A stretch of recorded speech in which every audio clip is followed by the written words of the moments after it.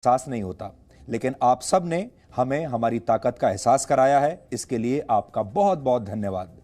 जी news पर दिखाई गई जिहाद की खबर अब वर्ष 2020 की सबसे बड़ी खबर बन गई है और हमने भी ये नहीं सोचा था कि ये इस साल की सबसे बड़ी खबर बन जाएगी, लेकिन ये आपके समर्थन का नतीजा है कि आज पूरा देश उस मुद्दे पर बात कर रहा है जिसका जिक्र करना भी हमारे देश में गुनाह बन चुका था। जिहाद शब्द को लेकर हमारे देश के कुछ कट्टर लोग बहुत संवेदनशील हो जाते हैं और इनमें जबरदस्त असहनशीलता फैल जाती है। जी न्यूज़ का विरोध इसी असहनशीलता का नतीजा है। लेकिन अगर आप हमारे साथ खड़े हैं तो आज आप एक नया हैशटैग, और वो हैशटैग है इंडिया विद जी, पर ट्वीट करके अपनी प्रतिक्रिया हम तक और पूरी दुनिया तक पहुंचा सकते हैं। पूरा भारत नहीं, पूरी दुनिया तक आप पहुंचा सकते हैं, क्योंकि दुनिया भी इस समय देख रही है कि भारत में क्या हो रहा है, दुनिया के सबसे बड़े लोकतंत्र में क्या हो रहा है। जिस देश में अभिव्यक्ति की आजादी की बात की जाती है, जिसे अभिव्यक्ति की आजादी पर, अपने लोकतंत्र पर गर्व है, उस देश में क्या हो रहा है यह पूरी दुनिया देख रही है। इसलिए इसका जवाब भी आप सबको और हम सबको मिलकर देना पड़ेगा। देश अब एक बहुत महत्वपूर्ण मोड़ पर खड़ा है, जहां आपको यह फैसला करना है कि आप अपने देश को आगे भविष्य में कैसा बनाना चाहते हैं। जो गलतियां पिछले 70 साल से होती चली आ रही हैं, आप उन्हीं के साथ जीना चाहते हैं या अब आप एक नया भारत बनाना चाहते हैं। अगर जिहाद पर आपकी और हमारी परिभाषा मेल नहीं खाती तो इसका मतलब यह नहीं है कि हम एक दूसरे पर एफआईआर दर्ज कराएंगे, एक दूसरे के खिलाफ मुकदमेबाजी करेंगे और एक दूसरे के खून के प्यासे हो जाएंगे। लेकिन अभी तक यही होता आया है। मतभेद लोकतंत्र की सबसे बड़ी खूबसूरती है और इसमें जिहाद के लिए या जिहादी विचारों के लिए कोई जगह नहीं होनी चाहिए। जिहाद शब्द का इस्तेमाल इस देश के मुसलमानों को भड़काने के लिए सदियों से किया जा रहा है, जबकि इस्लाम में जिस असली जिहाद की बात की गई है उसे लोगों तक पहुंचने ही नहीं दिया गया। इसलिए आज हम आपको जिहाद का असली अर्थ समझाएंगे और आखिर में हम आपको केरल भी लेकर चलेंगे, क्योंकि केरल तो जाना ही पड़ेगा। जमीन जिहाद पर हमने आपको जो खबर दिखाई थी वो जम्मू से दिखाई थी, लेकिन इस मामले पर एफआईआर दर्ज हुई केरल में। सोचिए कितना बड़ा विरोधाभास है। आपको भी खुद समझ में आ गया होगा कि खबर जम्मू से आई और एफआईआर केरल में हुई, लेकिन क्या आपने कभी सोचा है कि इन लोगों ने इसके लिए केरल को ही क्यों चुना? आज हम आपको इसका भी जवाब देंगे। केरल न सिर्फ वामपंथियों का गढ़ है, बल्कि केरल अब धीरे धीरे नए दौर के जिहादियों का सबसे मजबूत किला बन गया है। अब कश्मीर नहीं, बल्कि केरल आतंकवादियों का नया लॉन्च पैड है। आतंकवादी और अर्बन नक्सल्स, इन दोनों के गठबंधन का यह गढ़ है। केरल से निकले आतंकवादी अब आईएसआईएस में भर्ती हो रहे हैं, तो यहां से निकलने वाले वैचारिक जिहादी सच बोलने वालों को या तो जेल भेजने की धमकी देते हैं या फिर इस दुनिया से ही रुखसत कर देते हैं। देश के सबसे साक्षर राज्य में कैसे आतंकवाद, जिहाद और धर्म परिवर्तन की पाठशालाएं चल रही हैं, ये आज आप सबको जरूर देखना चाहिए। लेकिन सबसे पहले आज की तमाम बड़ी खबरें नॉनस्टॉप न्यूज में। जी न्यूज के editor in chief Sudhir Chaudhary के खिलाफ एफआईआर की कई केंद्रीय मंत्रियों और कानून के जानकारों ने निंदा की है। केंद्रीय कानून मंत्री रविशंकर प्रसाद ने एफआईआर पर सवाल उठाए और कहा कि जी मीडिया को परेशान होने की जरूरत नहीं है। अब कुछ लोग अगर जम्मू कश्मीर में दिखाई गई चीज पर केरल में केस करते हैं तो ये भी अपने आप में बहुत सवाल पैदा करता है। जो लोग जिनसे प्रभावित होकर लोग केस करते, मैं एक ही बात कहूँगा, मीडिया की आज़ादी का सम्मान करना सीखिए। और मीडिया को अनावश्यक दबाएंगे तो उससे किसी की राजनीति आगे नहीं बढ़ती है। केंद्रीय पर्यावरण राज्य मंत्री बाबुल सुप्रियो ने जी न्यूज के खिलाफ कार्रवाई को सच दबाने की साजिश बताते हुए कहा कि केरल सरकार चीन के मॉडल पर काम कर रही है। प्रेस को डराने वाली जो है वो हरकत प्राइमा फेसी ऐसा लगता है कि जब किसी जर्नलिस्ट के ऊपर सच्चाई दिखाने के लिए अगर इस तरीके का एफआईआर दर्ज कर दिया जाए तो डेफिनेटली वो गलत है। Retired additional solicitor general Satyapal Jain ने भी केरल सरकार की मंशा पर सवाल उठाते हुए कहा कि जिहाद के बारे में कमेंट करना किसी भी दृष्टि से आईपीसी की धारा 295(a) का उल्लंघन नहीं है। 11 मार्च को जी न्यूज ने डीएनए में जमीन जिहाद का सच दिखाया था, जिसकी वजह से editor in chief Sudhir Chaudhary के खिलाफ केरल के कोझिकोड में धार्मिक भावनाएं आहत करने का आरोप लगाते हुए एफआईआर दर्ज कराई गई है। देश में कोरोना संक्रमण की रफ्तार तेज हो गई है। स्वास्थ्य मंत्रालय के मुताबिक देश में कोरोना संक्रमण के मामलों का डबलिंग रेट यानी कि मामले दोगुने होने की रफ्तार 12 दिन से घटकर 10.2 दिन हो गई है। वहीं मुंबई में 9.8 दिन में कोरोना संक्रमण के मामले दोगुने हो रहे हैं। कंफर्म केसेस की संख्या में 3,390 केसेस का इंक्रीज नोट किया है, पर साथ ही 1,273 पेशेंट्स क्योर भी हुए हैं। इस तरीके से हम देखते हैं कि क्योर पेशेंट की संख्या में लगातार वृद्धि हो रही है, जो कि एक पॉजिटिव न्यूज है। देश में कोरोना के मरीजों की संख्या भी 56,000 के पार पहुंच गई है। अब देश में 56,342 कोरोना संक्रमित है। अब तक 1886 लोगों की मौत हुई है, जबकि 16,540 मरीज ठीक हो गए हैं। 24 घंटे में 3,390 नए मामले सामने आए, जबकि 103 लोगों की मौत हुई। हालांकि राहत की बात यह है कि मरीजों का रिकवरी रेट 29.36% हो गया है। देश के 216 जिलों में कोरोना संक्रमण का कोई मामला दर्ज नहीं किया गया। पिछले 28 दिनों से 42 जिलों में कोरोना का कोई नया केस सामने नहीं आया, जबकि पिछले 7 दिनों में 46 जिलों में कोरोना का ताजा मामला सामने नहीं आया। कोरोना के बढ़ते मामलों के बीच आज केंद्र सरकार ने राज्यों के साथ समीक्षा बैठक भी की है। सीबीएसई की बची परीक्षाओं की तारीख का आज ऐलान हो गया है। मानव संसाधन विकास मंत्री रमेश पोखरियाल निशंक ने बताया कि बोर्ड के बचे हुए एग्जाम्स जुलाई में होंगे। सीबीएसई की 10वीं और 12वीं की बची हुई परीक्षाएं 1 से 15 जुलाई के बीच होंगी। 10वीं की परीक्षाएं सिर्फ उत्तर पूर्वी दिल्ली में होनी है। यहाँ दंगों की वजह से 10वीं की परीक्षाएं नहीं हो पाई थी। अब जो सीबीएसई बोर्ड के जो बचे हुए पेपर हैं, चाहे वो हाई स्कूल के हैं चाहे इंटर के हैं, वो बचे हुए जितने भी प्रश्न पत्र हैं वो 1 तारीख से और 15 जुलाई तक, 1 जुलाई से 15 जुलाई तक ये पेपर आपके होंगे। लॉकडाउन और दिल्ली हिंसा की वजह से सीबीएसई ने 10वीं और 12वीं के कुल 83 विषयों की परीक्षाएं बीच में स्थगित कर दी थी, जिसके बाद सीबीएसई ने फैसला लिया था कि इनमें से अब 29 मुख्य विषयों की ही परीक्षाएं कराई जाएंगी। कोरोना को लेकर आज गृह मंत्री अमित शाह ने सभी केंद्रीय सशस्त्र पुलिस बलों के महानिदेशकों के साथ समीक्षा बैठक की है। गृह मंत्री ने कोरोना से निपटने में केंद्रीय सशस्त्र पुलिस बलों की सराहना की है और पुलिस कर्मियों में बढ़ते कोरोना मामलों पर चिंता जताई। मुंबई में पुलिस के करीब 531 अधिकारी और कर्मचारी कोरोना पॉजिटिव हैं। दिल्ली पुलिस के करीब 80 जवान कोरोना पॉजिटिव पाए गए हैं। महाराष्ट्र के औरंगाबाद में आज राज्य रिजर्व पुलिस बल के 72 जवान कोरोना पॉजिटिव पाए गए हैं। मुंबई के आर्थर रोड जेल में तैनात 26 कर्मचारी भी कोरोना संक्रमित मिले हैं। बीएसएफ के 225 जवान अब तक कोरोना संक्रमित हो चुके हैं। मुंबई में कोरोना के बढ़ते मामलों की वजह से बीएमसी कमिश्नर प्रवीण परदेशी को पद से हटा दिया गया है। उनकी जगह एडिशनल चीफ सेक्रेटरी आईएस चहल को नया कमिश्नर बनाया गया है। महाराष्ट्र सरकार ने लॉकडाउन के चलते छात्रों को लेकर बड़ा फैसला किया है। महाराष्ट्र के उच्च और तकनीकी शिक्षा मंत्री उदय सामंत ने कहा है कि फाइनल ईयर को छोड़कर यूनिवर्सिटी के बाकी छात्र बिना परीक्षा दिए अगली क्लास में प्रमोट होंगे। यूनिवर्सिटी के फाइनल ईयर के एग्जाम जुलाई में होंगे। कोरोना संक्रमण के मामले में मुंबई सबसे आगे चल रहा है। महाराष्ट्र में कोरोना संक्रमण के 17,974 केस हैं। अब तक कोरोना वायरस के संक्रमण से 694 लोगों की मौत हो चुकी है, जबकि 3,301 कोरोना संक्रमित मरीज ठीक भी हो चुके हैं। दिल्ली में कोरोना के संक्रमण के 5,980 मामले सामने आए हैं। कोरोना संक्रमण से 66 लोगों की मौत हुई है।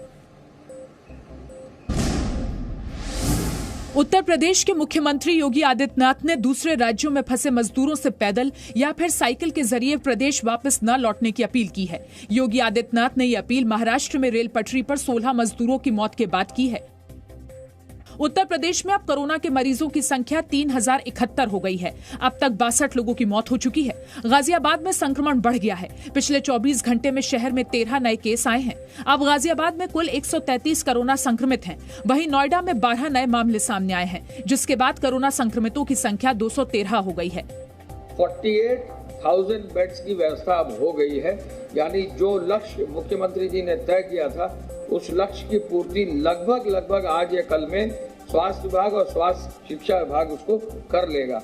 वहीं देश के कई अन्य राज्यों में कोरोना संक्रमण लगातार बढ़ रहा है। गुजरात में 7,012 लोग कोरोना से संक्रमित हैं, जबकि 425 लोगों की संक्रमण से मौत हो चुकी है। तमिलनाडु में भी संक्रमण बढ़ा है और संक्रमितों की संख्या बढ़कर 5,409 पहुंच गई है, जबकि 37 लोगों की मौत हुई है। राजस्थान में कोरोना के 3,427 मरीज हैं, जबकि 97 लोगों की मौत हुई है और 1,596 लोग इलाज से ठीक हुए हैं। मध्य प्रदेश में 3,252 लोग कोरोना संक्रमित हैं और 193 लोगों की मौत हुई है। पश्चिम बंगाल में अब तक 1,548 लोग कोरोना पॉजिटिव पाए गए हैं और राज्य में 151 लोगों की मौत हुई है। देश भर में कोरोना संक्रमण को देखते हुए गृह मंत्रालय ने कहा है कि अभी ये नहीं कहा जा सकता कि अगले महीने रेस्टोरेंट और मिठाई की दुकानों को खोला जाएगा या नहीं। महाराष्ट्र के औरंगाबाद में बड़ा हादसा हुआ है। रेल की पटरी पर सो रहे 16 मजदूरों की मालगाड़ी से कटकर मौत हो गई। ये सभी लॉकडाउन में अपने घरों को वापस लौट रहे थे। ये मजदूर महाराष्ट्र के जालना से भुसावल जा रहे थे, जहां से उन्हें मध्य प्रदेश के लिए श्रमिक ट्रेन पकड़नी थी। जालना के कुछ मजदूर जालना से भुसावल जाने के लिए निकले थे और उसमें ये सामने आ रहा है कि उनमें से कुछ लोग थक कर रेलवे पटरी पे लेट गए और उनमें से 16 लोगों को रेलवे ने जो भी रेलवे जा रही थी उनके नीचे वो आ गए और उसमें 16 लोगों की अनफॉर्चुनेट डेथ हो चुकी है अभी तक। प्रधानमंत्री नरेंद्र मोदी ने हादसे पर दुख जताया है। महाराष्ट्र के औरंगाबाद में ट्रेन हादसे में लोगों की जान जाने से काफी दुखी हूँ। मैंने रेल मंत्री पीयूष गोयल से बात की है और वो पूरी घटना पर नजर बनाए हुए हैं। आवश्यक हर संभव मदद की जा रही है। महाराष्ट्र और मध्य प्रदेश सरकार ने हादसे में मारे गए लोगों के परिवारों को 5-5 लाख रुपए के मुआवजे का ऐलान किया है। मध्य प्रदेश के मुख्यमंत्री शिवराज सिंह चौहान ने मजदूरों से पैदल यात्रा कर वापसी न करने की अपील की है। मेरी आपसे अपील है कि इन परिवारों की व्यवस्था तो हम करेंगे, लेकिन आप अपने मन से पैदल मध्य प्रदेश के लिए ना निकलें। रेलवे ने भी हादसे की जांच के आदेश दे दिए हैं। रेल मंत्रालय के मुताबिक मजदूरों को रेलवे ट्रैक पर देखते ही मालगाड़ी के लोको पायलट ने ट्रेन को रोकने की कोशिश की थी। आज हमारा सवाल यह है कि क्या इस देश में जिहाद की बात करना गुनाह है? अगर हम जिहाद की बात करेंगे तो क्या हमें जेल में डाल दिया जाएगा? हम मोस्ट वांटेड बन जाएंगे? यह देश आपके साथ खड़ा है। सुधीर चौधरी जी का हम समर्थन करते हैं। सुधीर चौधरी जी, आपके साथ पूरा हिंदुस्तान खड़ा है। पत्रकारों को भी सुरक्षा प्रदान करना सरकार का दायित्व है। जो पत्रकार है वो डरेंगे नहीं और पूरा देश जी न्यूज के साथ है। सही बोलना क्या गुनाह है क्या? जी न्यूज बोलता पूरी करेक्ट बात बोलता है।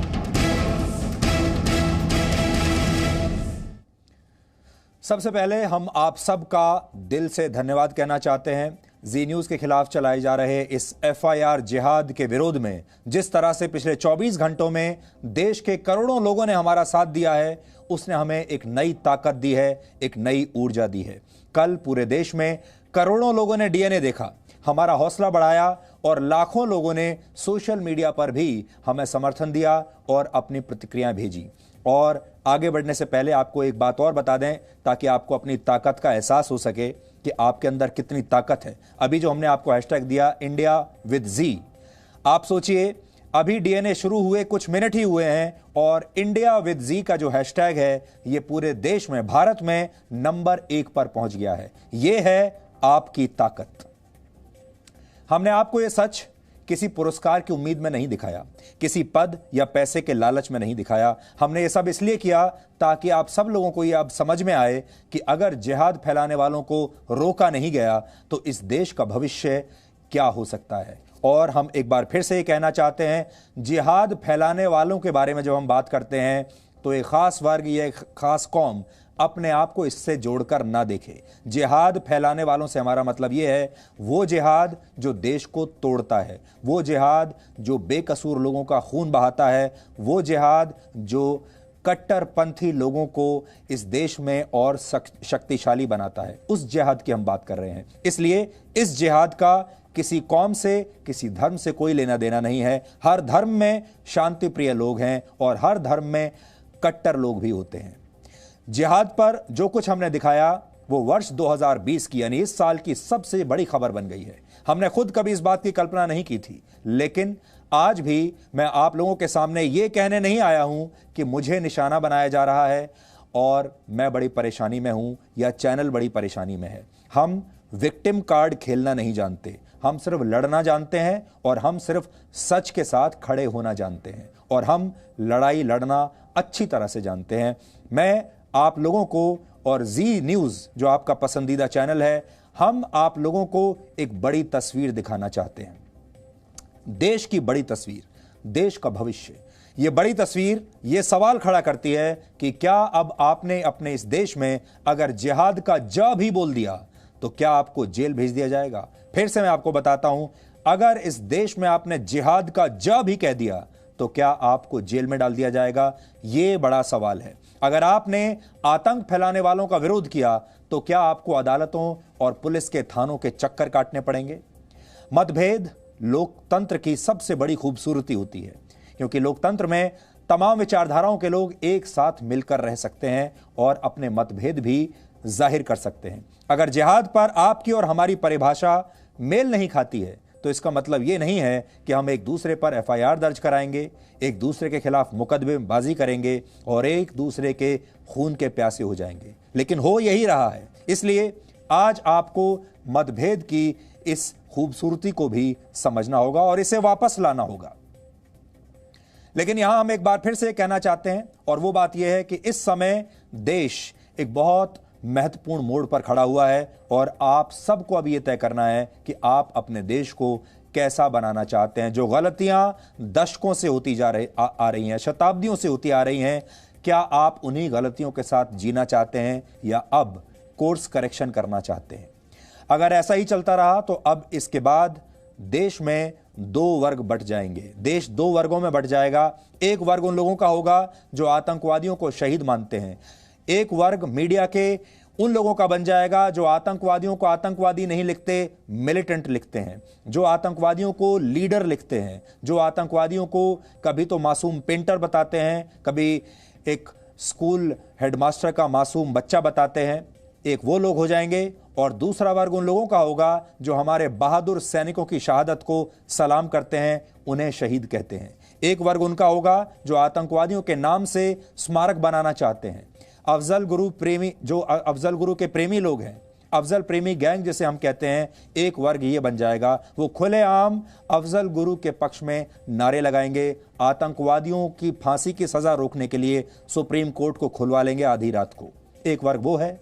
और एक वर्ग उनका होगा जो चाहते हैं कि आतंकवादियों की लाशों को कूड़े के ढेर में जलाया जाए और आतंकवादियों से अंतिम संस्कार का हक छीन लिया जाए। अब आपको तय करना है।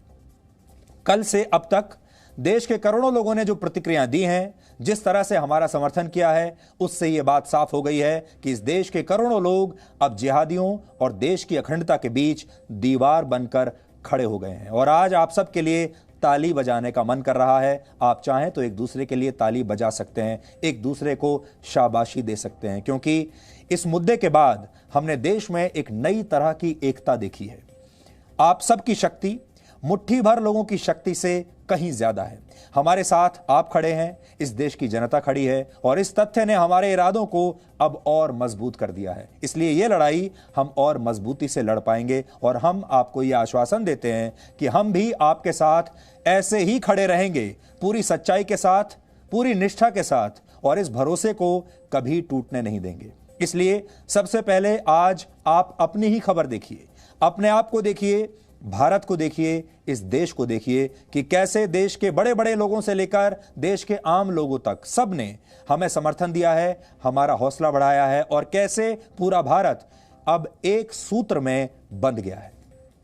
सुधीर चौधरी जी पे जो FIR दर्ज हुई है केरल में, उन्होंने जमीनी हकीकत दिखाई थी जो देश में आज चल रहा है, और JNK की जो उन्होंने जमीनी हकीकत दिखाई है उसको लेके उसके विरोध में एक केरल में FIR दर्ज की है सुधीर चौधरी जी के खिलाफ में, जो बहुत दुखद है हमारे लिए, हिंदुस्तानियों के लिए, क्योंकि एक जमीनी सच्चाई बताना जरूरी है सभी को। और हमेशा वो देश में जो भी बातें चलती हैं उसकी सच्चाई दिखाते हैं, जमीनी हकीकत दिखाते हैं। मैं सुधीर चौधरी जी के साथ खड़ा हूँ और हमेशा साथ ऐसे जो भी देश के लिए बातें कर, देश के लिए जो लड़ेगा उसके हमेशा साथ खड़ा रहूंगा। जिस तरह से सुधीर चौधरी जी ने जी न्यूज के ऊपर अपनी बेबाक राय रखी और सच दुनिया के सामने बोलने की हिम्मत की। उसके बाद सुधीर चौधरी जी के ऊपर केरला के अंदर एफआईआर दर्ज हुई।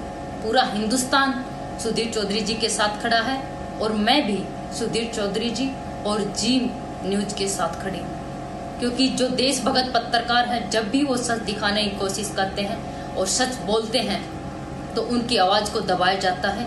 इस लोकतांत्रिक देश के अंदर हर किसी को अपनी बेबाक राय रखने का अधिकार है और मैं इतना कहूंगी कि सुधीर चौधरी जी, अगर सच बोलना अगर गुनाह है तो मैं कहूंगी कि आप ये गुनाह बार बार करें। सुधीर चौधरी जो कि देश के एक सीनियर जर्नलिस्ट हैं, जी टीवी के डीएनए प्रोग्राम में जो उन्होंने सच के साथ बोलते हुए बहुत सारी चीजों से पर्दा हटाया और वो सच केरला सरकार को स्वीकार नहीं हुआ। केरला सरकार ने एक सच बोलने वाले, क्रेडिबल तथ्यों के साथ बोलने वाली सुधीर चौधरी के ऊपर जो एफआईआर लॉन्च की है, हम इसकी जोरदार शब्दों में पुरजोर निंदा करते हैं। डेमोक्रेसी के बाद मीडिया सबसे बड़ा स्तंभ है देश का और ये क्रेडिबल एक इंडिपेंडेंट मीडिया के ऊपर हमला है। जी न्यूज जो है वो राष्ट्रहित की खबरों का प्रचार प्रसारण करता है। लाखों लोग उसको देखते हैं। सुधीर जिसके संपादक हैं और मैं समझता हूं कि उनके ऊपर जो एफआईआर है वो एक तरह से मीडिया पर हमला है, क्योंकि वो बेबाक और पूरी जांच पड़ताल के बाद खबर देते हैं। और ऐसे ही उन्होंने जम्मू कश्मीर में भी ज़मीनों का जो है मामला उठाया था, जिसमें उन्होंने जिहाद के जरिए की बात की थी। अब जम्मू कश्मीर का मामला है और केरल के अंदर उसकी एफआईआर हो रही है, तो इसी से लगता है कि कुछ लोगों का वेस्टेड इसके अंदर इंटरेस्ट लगता है। मैं इसकी भर्त्सना करता हूं। हमारे सुधीर चौधरी जी, पूरे जी टीवी की प्रेस की आजादी पे जो हमला हुआ है, इसको भी एक खामोश आतंकवाद कहते हैं, इसको भी एक खामोश जिहाद कहते हैं, जिसको कभी भी हम बर्दाश्त नहीं करेंगे। प्रेस की आजादी को छीन लिया जाए, आतंकवादी को आतंकवादी ना कहें, जिहादी जो देश को तोड़ने वाले हैं उनको वो ना कहा जाए, कभी किसी सूरत में बर्दाश्त नहीं होगा। और अगर हमें जरूरत पड़ी कोर्ट में जाने के लिए, हम जाएंगे। जी न्यूज़ इसी ही निडरता के साथ, इसी साहस के साथ उस सच्चाई को अपने डीएनए कार्यक्रम के माध्यम से दिखाता रहे। हम सभी जी न्यूज़ के साथ हैं, हम सभी सुधीर चौधरी जी के साथ हैं, क्योंकि हम सभी सच्चाई के साथ हैं, हम सभी न्याय के साथ हैं। कहीं ना कहीं ये दुर्भाग्यपूर्ण है, इस प्रकार से पत्रकारों की आजादी पर ये सरकार पाबंदी अप्रत्यक्ष रूप से नहीं लगा सकती। और ऐसे मुद्दों को उठाने वाले इस चैनल के साथ समूचा देश खड़ा है, इस चैनल के पत्रकारों के साथ समूचा देश खड़ा है। सुधीर चौधरी ने जो प्रश्न उठाया है वो वाजिब है और देशहित है, और देशहित में जो अगर इन्होंने जो उठाया है, हम सारी जनता और सारे वर्ग, सारे बुद्धिजीवी वर्ग, सारे लोग, हम लोग उनको इसके लिए जो है साधुवाद देते हैं और वो डरे नहीं। उनके साथ देश की जनता है और कुछ लोगों के अगर डराने से या उनके करने से कुछ नहीं होने वाला है। और ये अभी जो है पत्रकारिता में उन्होंने मील का पत्थर साबित किया है, जो है आपका जो है सुधीर चौधरी ने। और सुधीर चौधरी का जो है एक भी बात उन्होंने गलत नहीं किया, जो बात वहाँ हुआ है उसी बात को उन्होंने कहा है। उन्होंने गलत क्या दिखाया है? उन्होंने पूरी तहकीकात करके पूरे सबूत के साथ, पूरे तथ्यों के साथ सारे केस पेश कर दिया। अब इस पर जिसको जो मन करे, अभिव्यक्ति के नाम पर जिस पर मन करे उस पर केस कर दीजिए। तब तो अभिव्यक्ति की आज़ादी क्या हुआ? मीडिया जो चौथा स्तंभ है डेमोक्रेसी का, उसको आप बोलने नहीं देंगे, उसको आप न्यूज़ हेडलाइन नहीं देंगे, जनता को बताने नहीं देंगे। अगर वो लोग सच्ची बात नहीं उठाएंगे तो बाकी जनता को, हम लोग जैसे आदमियों को कैसे पता चलेगा कि आखिर में हकीकत क्या है? इसलिए उनको तो ये बात अपना कंटिन्यू करना चाहिए। ऐसे राष्ट्रवादी पत्रकार के खिलाफ एक केरल में एफआईआर होना, जहाँ पे वामपंथियों की सरकार है और वामपंथियों का ही एक एसोसिएशन है कोई यूथ करके, उसी के किसी आदमी ने एफआईआर किया है, तो ये तो सीधा एक राष्ट्रवादी पत्रकार जो है उसको रास्ते से हटाने के लिए ही ये एफआईआर है। लेकिन मुझे लगता है कि जो निर्भय और जो पत्रकार है वो डरेंगे नहीं, और पूरा देश उनके साथ है, और पूरा देश जी न्यूज़ के साथ है। जी न्यूज़ बोलता पूरी करेक्ट बात बोलता है कि भाई यहाँ पे ये गलत हो रहा है, मुसलमान का ये गलत हो रहा है, हिंदू का ये गलत हो रहा है। अरे सही बोलना क्या गुनाह है क्या? इसका मतलब आप किसी पे भी केस डाल दोगे, गलत, पूरा टोटल गलत चीज़ है। मेरा मानना है कि सुधीर चौधरी के साथ और जी न्यूज़ के साथ इसमें पूरा देश खड़ा है। ये जो मुहिम चलाई है, ये मुहिम किसी व्यक्ति विशेष की नहीं है, राष्ट्रवाद की मुहिम है, और इस राष्ट्रवाद के मुहिम को जी न्यूज़ को जारी रखना चाहिए। सभी राष्ट्रवादी इस समय जी न्यूज़ के साथ है। इसका क्या मतलब होता है सर कि जम्मू कश्मीर में केस होता है और ये केस फाइल होता है केरल में, जहाँ पे वामपंथी सरकार है? ऐसा तो बिल्कुल नहीं होना चाहिए, ये बहुत गलत हो रहा है और इसका सभी को विरोध करना चाहिए। हम सब इसके विरोध में जी न्यूज़ के साथ में है सर, और सुधीर जी चौधरी के साथ में हम रोजाना DNA देखते हैं। बहुत अच्छा प्रोग्राम, इससे अच्छा प्रोग्राम कोई नहीं हो सकता। देश की जनता जी न्यूज़ के साथ है, सुधीर चौधरी जी के साथ है। जो ये वामपंथी लोग हैं, जो देश टुकड़े टुकड़े गैंग का साथ दे रही है, वो इस तरह का ये काम कर रही है। एक देश को तोड़ने के साजिश हो रही है देश के साथ, और जो राष्ट्रवादी पत्रकार हैं उनके खिलाफ ऐसी कार्रवाई हो रही है। पिछले 1-2 महीने में भी जैसे 1-2 चैनलों के ऊपर हुई है। जो सुधीर चौधरी जी के साथ ये जो घटना कल हुई है, इसकी हम पूरी भर्त्सना करते हैं, जो बहुत गलत हुआ है। ये सुधीर चौधरी जी हो, आपके साथ पूरा हिंदुस्तान खड़ा है, आपके साथ पूरा नेशनलिस्ट फोर्स खड़ा है। आपको घबराने की जरूरत नहीं है, हम सब आपके साथ, आपका शाना बशाना इस जंग के अंदर आपके साथ खड़े हैं। सुधीर चौधरी जी ने इनको पूरे देश भर के सामने जो नकाब उतारा है, ये उनकी बौखलाहट है। पर मैं इनको बता दूं कि एक सुधीर चौधरी के खिलाफ जो FIR आप लोगों ने की है और हथियार बनाया है, इससे करोड़ों सुधीर चौधरी पैदा होंगे। मजलूमों की आवाज़ है और सच्चाई की आवाज़ है। अब सच्चाई की आवाज़ को अब दबाया नहीं जा सकता है, और मैं समझता हूँ जो देश के खिलाफ हमेशा, जिन्होंने देश के खिलाफ हमेशा आवाज़ उठाई है, वो इस आवाज़ को दबाना चाहते हैं। वो सुधीर चौधरी को डरा के, उससे जो सच्चाई पे जो उनकी न्यूज़ें होती हैं उनको डरा दमा के इस आवाज़ को बंद करना चाहते हैं। लेकिन सुधीर चौधरी जी देश की आवाज़ है, वो नेशनलिस्ट लोगों की आवाज़ है, वो हिंदुस्तान की आवाज़ है। हिंदुस्तान का हर फर्द उनके पीछे खड़ा है, और जिन्होंने इसके खिलाफ, सुधीर जी के खिलाफ FIR दर्ज किया है, मैं समझता हूँ उनको अपने अंदर झांक के ना ये देखना चाहिए कि कहीं हम सच्चाई और मजलूमों की आवाज़ के खिलाफ खड़े नहीं हुए हैं। जो FIR हुआ है ये बड़ी गलत है, बड़ी गलत बात है, क्योंकि वो सच बोलते हैं और हमेशा रिसर्च जो होती है उसी पे वो न्यूज़ दूसरों को दिखाते हैं, जिन पे मुझे लगता है इंडिया नहीं पूरा वर्ल्ड ट्रस्ट करता है। उनके खिलाफ ही जो FIR हुआ है ये बहुत गलत बात है। जी न्यूज़ के साथ साथ हमें जी न्यूज़ सच्चाई की आवाज़ है। सुधीर चौधरी जी जो भी स्टेटमेंट देते वो पब्लिक के हित में होते हैं, और वो सच होते हैं। और क्या नाम इसका, जी न्यूज़ के साथ साथ पूरा मुल्क है, इसके साथ साथ हम भी है। पश्चिम बंगाल हो, केरल हो या फिर कश्मीर, हर जगह पे लगातार पिछले कुछ समय से लैंड जिहाद का मामला देखने को मिल रहा है। लगातार इन क्षेत्रों से हिंदू पलायन कर रहे हैं। इस विषय को गंभीरता से उठाने के लिए जी न्यूज़ और सुधीर चौधरी का हम सारे देश की जनता की ओर से बहुत बहुत धन्यवाद देते हैं। जिस प्रकार से आपने इस खबर को दिखाया है, आपके ऊपर FIR हुआ है केरल में, हम इसकी घोर विरोध करते हैं, घोर निंदा करते हैं। आपके संग इस देश की पूरी जनता आपके संग खड़ी है। आप लगातार इस खबर को दिखाते रहिए, यह देश आपके साथ खड़ा है। सुधीर चौधरी जी का हम समर्थन करते हैं। जो राष्ट्रवादी पत्रकार हैं उनके खिलाफ षड्यंत्र रचाया जा रहा है, क्या ये सही है? क्या सच कहना हमारे देश में गुनाह है? जो सुधीर चौधरी जी ने जिहाद के ऊपर कहा था वो गलत था। क्या आप सच कहने पर FIR होंगी? कब तक आप इस सच को रोकोगे? हमें सुधीर चौधरी जी का समर्थन करना चाहिए। ऐसे पत्रकारों की हमें सख्त ज़रूरत है, और ऐसे पत्रकार जब तक हमारे देश में रहेंगे तब तक हमारा देश सुरक्षित रहेगा।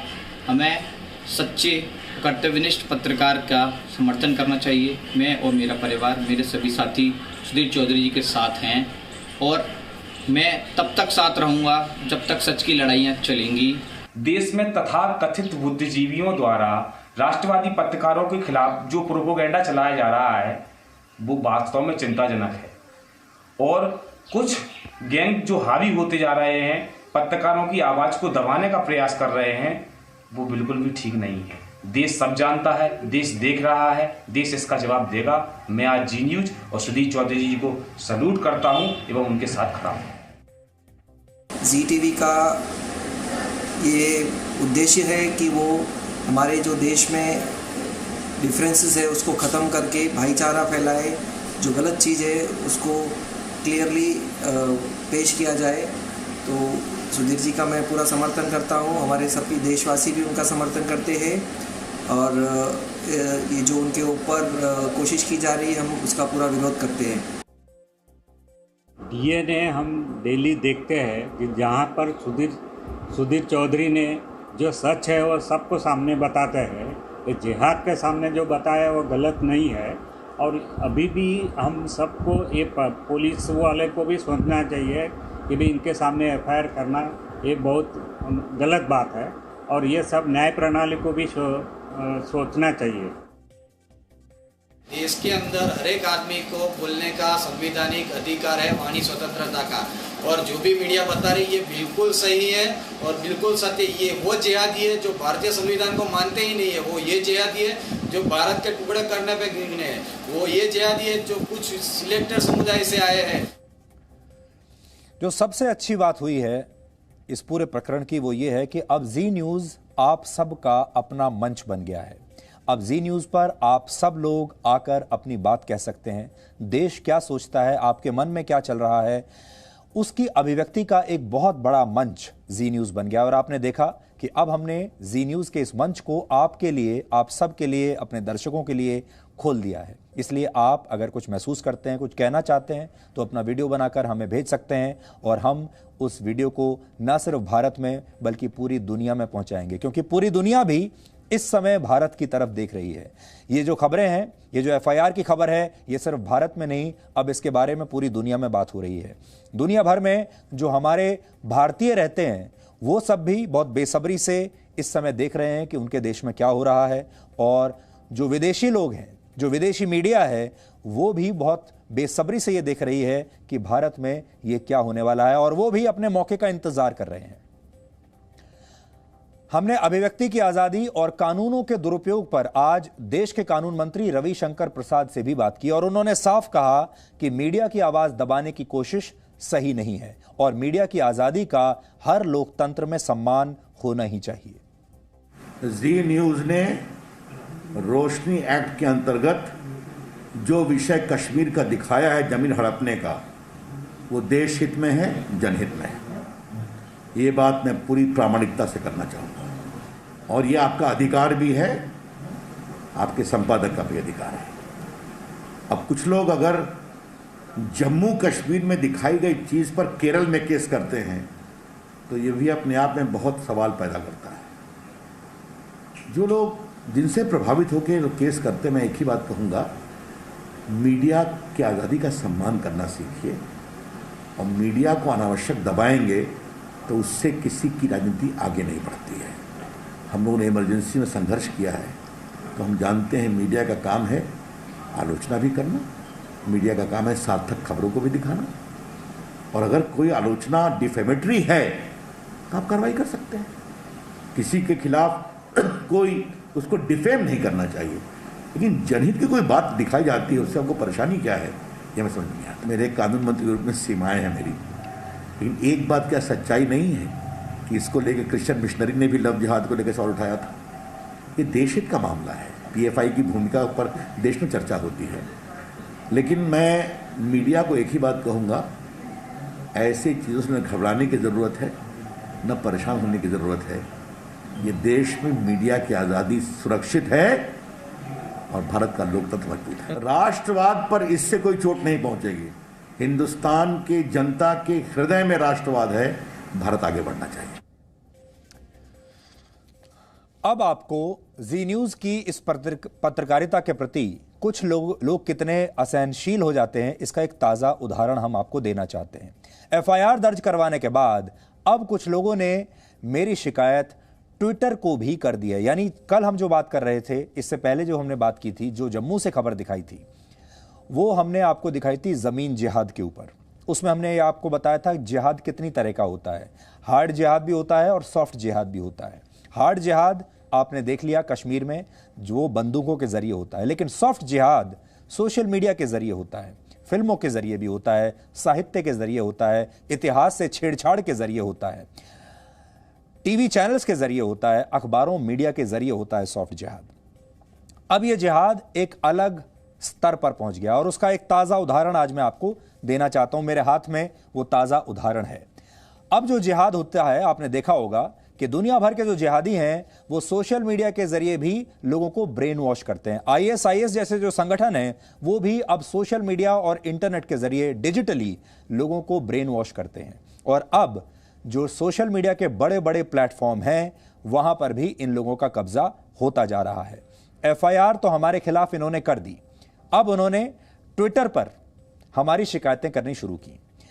मैंने कल दोपहर एक ट्वीट किया था जिसमें मैंने लिखा था कि मुस्लिम कट्टरपंथी और इस्लाम के ठेकेदार मेरी उनसे असहमति को बर्दाश्त नहीं कर पा रहे हैं।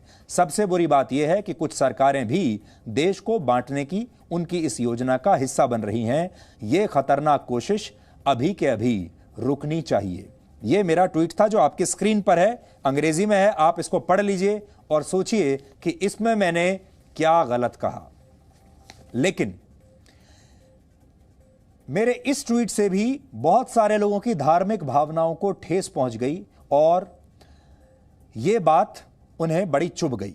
इसके बाद इन सारे लोगों ने ट्विटर को एक कंप्लेंट भेजी और कहा कि यह जो ट्वीट है यह सही नहीं है। और उस ट्वीट में उन्होंने लिखा कि मेरा जो ट्विटर हैंडल है इसे ब्लॉक किया जाना चाहिए। उसके बाद मेरे पास आज दोपहर को ट्विटर की तरफ से एक मेल आया। आप समझ लीजिए, ट्विटर की तरफ से मेरे पास एक चिट्ठी आई, वो भी आपकी स्क्रीन पर है। उस चिट्ठी में ट्विटर क्या लिखता है देखिए। ट्विटर का जो मैनेजमेंट है वो लिखता है, we have received a complaint regarding your account at Sudhir Chaudhary for the following content. उसमें फिर मेरे ट्वीट का उन्होंने नंबर दिया है जो ऐसा आप स्क्रीन पर देख सकते हैं। उस नंबर के नीचे फिर लिखा है कि ये जो ट्वीट का जो टेक्स्ट है वो फिर उन्होंने दिया है कि ये ट्वीट का टेक्स्ट है। और फिर लिखा है, we have investigated the reported content and could not identify any violations of the Twitter rules. Accordingly we have not taken any action at this time. सोचिए कितनी बड़ी मेहरबानी हमारे ऊपर ट्विटर ने की है। कह रहे हैं, we have not taken any action at this time, sincerely Twitter. ये उन्होंने मुझे एक चिट्ठी भेजी है, हिंदी में आपको बता देता हूं। उन्होंने मुझे कहा है कि आपकी कंप्लेंट आई है हमारे पास कि आपने एक भड़काऊ ट्वीट किया है, ऐसा ट्वीट जो मान मर्यादा को तोड़ता है। और उस ट्वीट का उन्होंने जिक्र किया है।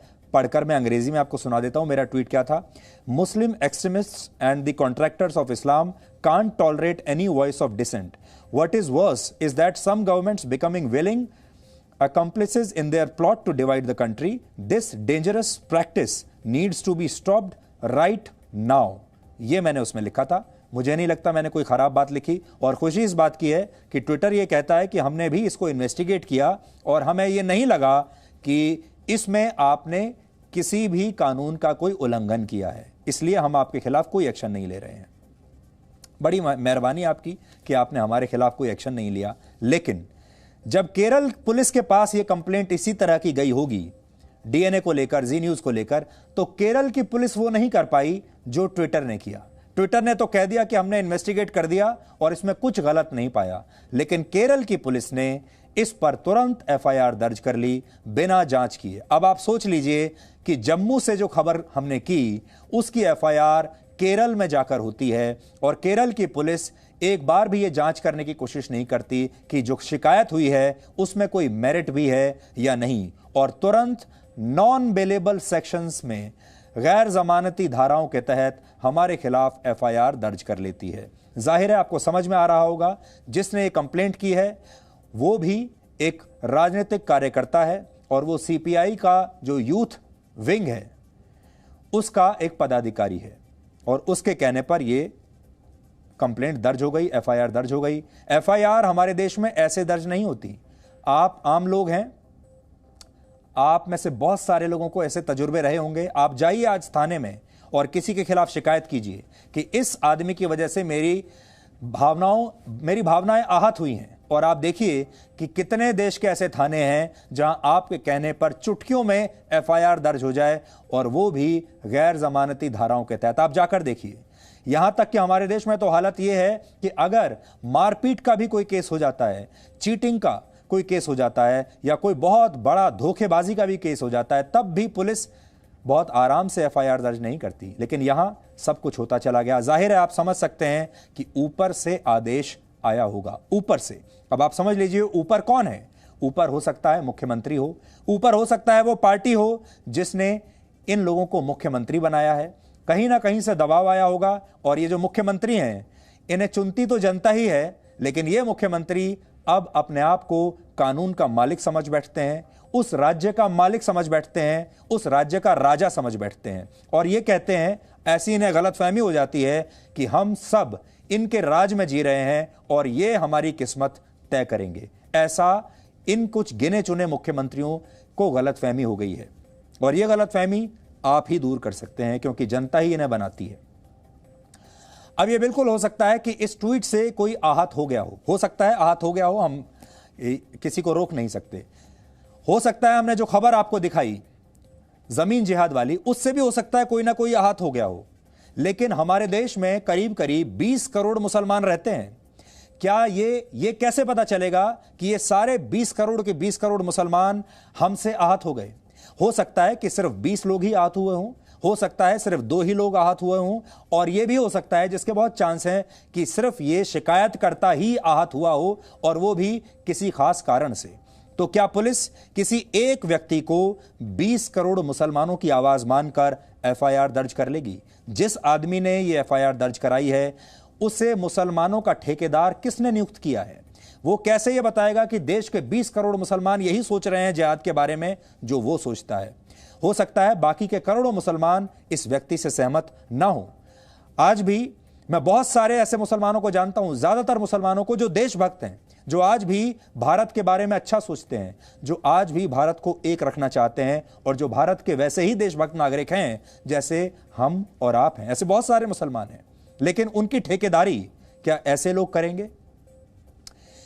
किसी विचार के लिए पत्रकारों के खिलाफ, मीडिया के खिलाफ एफआईआर कर लेना, उन्हें गिरफ्तार कर लेना, उन्हें थानों के चक्कर लगवाना, अदालतों के चक्कर लगवाना, यह पत्रकारों को डराने धमकाने का नया हथियार है, जिससे पत्रकारों को चुप करवाया जा सके। पत्रकारों को यह संदेश देने की कोशिश की जा रही है, अगर आपने जिहाद का जा भी बोला तो आपको जेल में डाल दिया जाएगा। एक तरह का आपातकाल है ये। लेकिन इस तरह की राजनीतिक एफआईआर उन पत्रकारों के मनोबल को कभी नहीं तोड़ सकती जो जनता के मुद्दों की बात करते हैं। आज हमारे पास एक बहुत खास संदेश आया है एक देश के और वरिष्ठ पत्रकार का।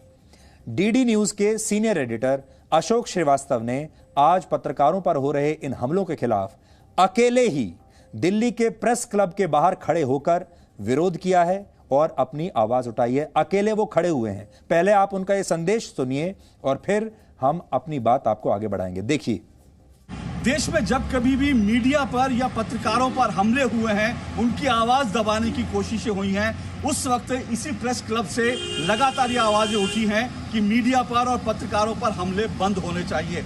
इस वक्त पूरे देश में लॉकडाउन है, प्रेस क्लब भी बंद है, लेकिन इसका मतलब ये नहीं है कि मीडिया पर जो हमले हो रहे हैं उसके खिलाफ कोई आवाज नहीं उठे। और आज मैं प्रेस क्लब इसीलिए आया हूं क्योंकि महाराष्ट्र में और केरल में जिस तरह से पत्रकारों को लगातार निशाना बनाया जा रहा है, उसके खिलाफ आवाज उठाने के लिए आज मैं इस प्रेस क्लब के सामने आया हूं और आज ये आवाज उठा रहा हूं। जिस तरह से हमने देखा कि इससे पहले हमने देखा कि अर्नब गोस्वामी के खिलाफ महाराष्ट्र पुलिस जो है एक मामला दर्ज करती है और उससे पहले राहुल कुलकर्णी नाम के एक पत्रकार को गिरफ्तार कर लिया जाता है, और उसके बाद हम देख रहे हैं कि इसी तरह का मामला अमीश देवगन के खिलाफ एक रिपोर्ट दर्ज की जाती है, एफआईआर दर्ज की जाती है। और अब हम देख रहे हैं कि जी न्यूज के सुधीर चौधरी के खिलाफ केरल में एक मामला दर्ज किया गया है। तो ये सब कुछ जो कुछ हो रहा है उद्धव ठाकरे की नाक के नीचे, पिनराई विजयन की नाक के नीचे, ये दरअसल महाराष्ट्र और केरल की सरकारें मीडिया की आवाज को दबाने की कोशिश कर रही हैं, पत्रकारों की आवाज को दबाने की कोशिश कर रही हैं, और इसके खिलाफ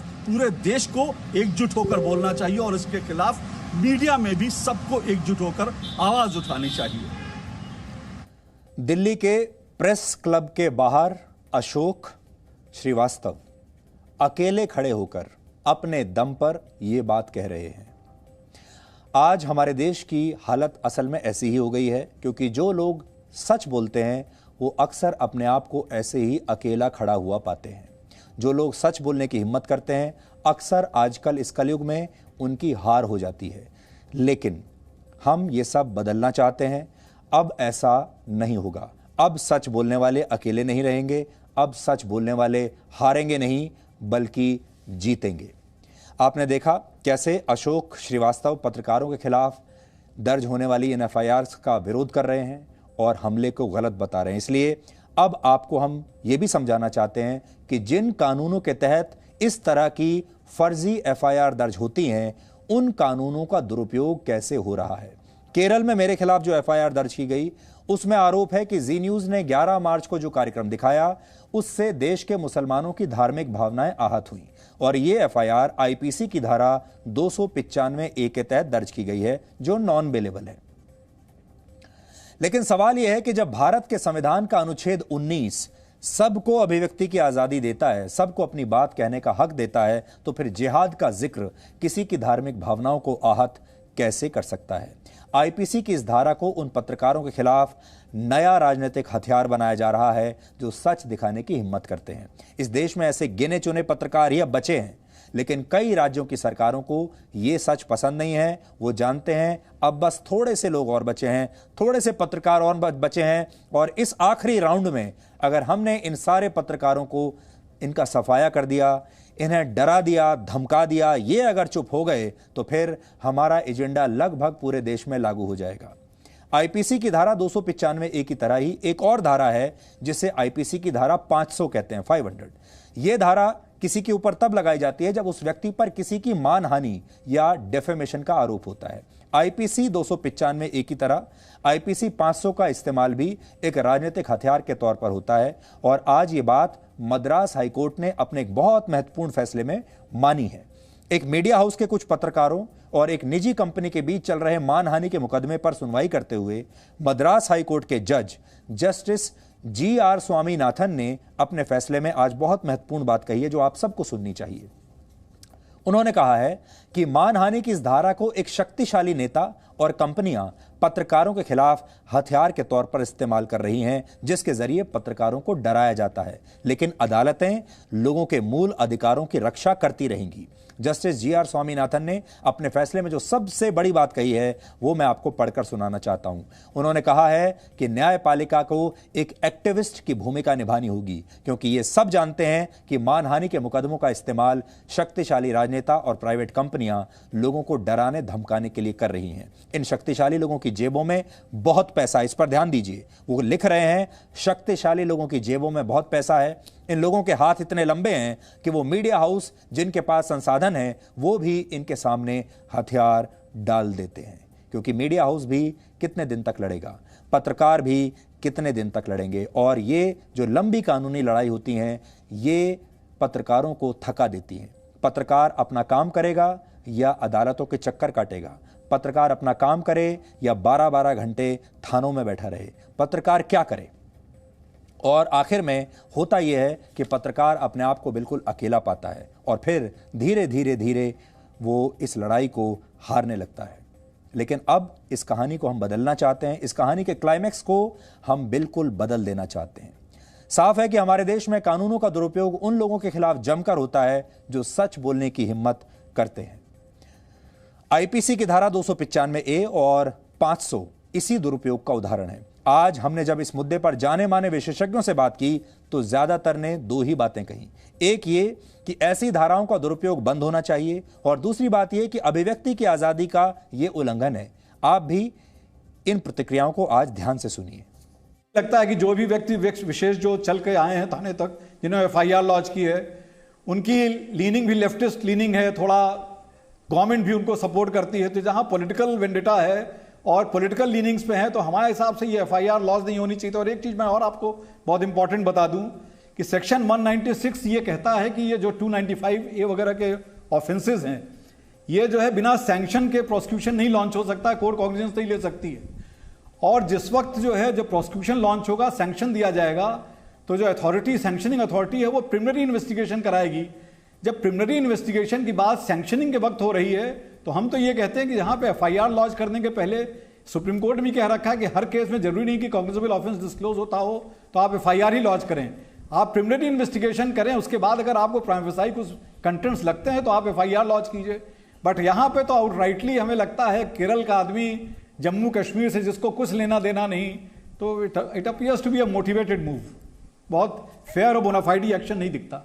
और स्पेशली जहाँ पे दूसरा पक्ष भी जो है अपना फंडामेंटल राइट एक्सरसाइज कर रहा है ऑफ शेयरिंग इंफॉर्मेशन, जो भी इंफॉर्मेशन उसको मिली उसके अपने रिसोर्सेज से। स्टोरी को गलत नहीं बता रहे हैं, स्टोरी का ऑब्जेक्ट गलत बता रहे हैं। हम नहीं समझते कि दूर दूर से section 295 AIPC in the facts of the case attract होना चाहिए। अगर आप जिहाद के बारे में, राष्ट्रवाद के बारे में, देश प्यार के बारे में किसी तरह की कोई बात करते हैं और वो भी आपका मंशा मेलिशियस नहीं है, एकेडमिक आप डिस्कशन करना चाह रहे हैं, एक्सपोज करना चाहते हैं, आप न्यूज देना चाहते हैं, अभिव्यक्ति है, तो ये किसी तरीके से भी 295A में नहीं आता है। 295 में बहुत ही गंभीर स्थिति में आप किसी धार्मिक स्थान पर हमला करते हैं, आप किसी के धार्मिक स्थान की, मान लो सिख भाई पगड़ी पहनते हैं, आप उनके खिलाफ कोई उसको उछालते हो, उसके खिलाफ कोई उस पर गन फेंकते हो, आप मुसलमान भाई हैं उनकी ड्रेस को लेकर, मस्जिद के बारे में, कुरान साहब के बारे में ऐसा कुछ बोलते हैं जानबूझकर, डेलिबरेटली एंड मेलिशियसली, तब वो उसके अंदर आता है। जिहाद के बारे में, राष्ट्र प्रेम, देश प्यार, इसके बारे में कोई कमेंट करना, और जबकि उनकी बदनीति नहीं है इसमें, वो सिर्फ और सिर्फ तथ्य लोगों के सामने लाना चाहते हैं, तो मैं समझता हूं कि ये किसी भी दृष्टि में 295A में नहीं आता है। सुधीर जी की और जी न्यूज की सराहना करना चाहता हूं, क्योंकि जिस प्रकार उन्होंने अपने लोकप्रिय चैनल पे कुछ डॉक्यूमेंट्स के आधार पर जो बात उन्होंने कही है, मुझे और लगता है किसी प्रकार कानून का भंग करने वाला नहीं है। कोई सवाल उन्होंने जरूर उठाया है, और सवाल उठाना ये पत्रकार का काम है। अगर इस प्रकार सवाल उठाने पर कोई उसको दबोच देना चाहता है, एफआईआर करना चाहता है, तो मुझे लगता है कि ये अभिव्यक्ति स्वातंत्र का एक उस पर सुरंग लगाना चाहते हैं, और इस प्रकार अभिव्यक्ति आजादी पर यह हमला है। लेकिन एफआईआर दर्ज हुआ इसका मतलब कोई गुनहगार भी नहीं बनता है। जरूर ये बात चैलेंज कर सकते हैं सुधीर जी, और इस प्रकार एफआईआर किस दुष्ट हेतु से प्रेरित किए, ये बात भी एफआईआर क्वेश्चन के लिए हाईकोर्ट में भी जा सकती है। लेकिन अहम सवाल ये है कि क्या मीडिया कुछ डॉक्यूमेंट्स के आधार पर सवाल खड़ी नहीं कर सकती है? अगर हम इस प्रकार एफआईआर दर्ज करके प्रसार माध्यम की गला घोटना चाहते हैं, तो मुझे लगता है ये लोकशाही के लिए बहुत डेंजरस है। हम फिर ये कहना चाहते हैं, बड़ा सवाल ये नहीं है कि मेरे खिलाफ जो एफआईआर दर्ज हुई है उसका क्या होगा, मैं बचूंगा या मैं जेल में जाऊंगा। बड़ा सवाल ये नहीं है। बड़ा सवाल ये है कि इसके बाद देश में क्या होगा। बड़ा सवाल ये है कि इसके बाद मीडिया में किसी की भी इतनी हिम्मत होगी कि वो सच आपसे कह सके। बड़ा सवाल ये है कि उसके बाद देश में मीडिया बचेगा भी या नहीं, और अगर बचेगा भी तो वो मीडिया बचेगा जो आपको सिर्फ एक तरफा खबरें दिखाएगा। ये बड़ा सवाल है। यहां पर हम 3 मिनट का एक ब्रेक ले रहे हैं। ब्रेक के बाद हम आपको ये बताएंगे कि केरल में कैसे राजनीतिक हत्याएं होती हैं। केरल में कैसे अगर आपकी राजनीतिक विचारधारा नहीं मिलती तो सड़कों पर खुलेआम आपकी हत्या कर दी जाती है, हाथ पैर काटकर फेंक दिए जाते हैं। और अभी तक तो पॉलिटिकल कार्यकर्ताओं की हत्या होती थी, लेकिन अब ऐसे ही आपको मीडिया के लोगों के साथ भी होते हुए दिखाई देगा। जब हम वहां पेश होने के लिए जाएंगे, उस अदालत में पेश होंगे या उस थाने में पेश होने के लिए जाएंगे, तो क्या क्या हो सकता है उसकी तस्वीर आज हम आपको पुराने वहां लाइब्रेरी से निकालकर दिखाने की कोशिश करेंगे, क्योंकि केरल में जाना अब खतरे से खाली नहीं है।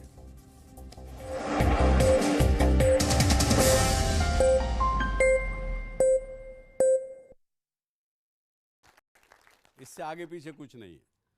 और life without confidence is nothing.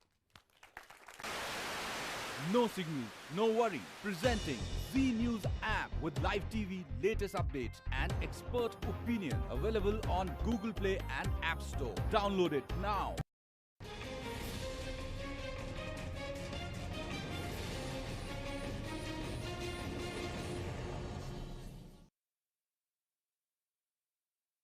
जब आपको किसी से इश्क होता है, प्यार होता है, पहले क्या करते हो? सबसे पहला कदम क्या करते हो?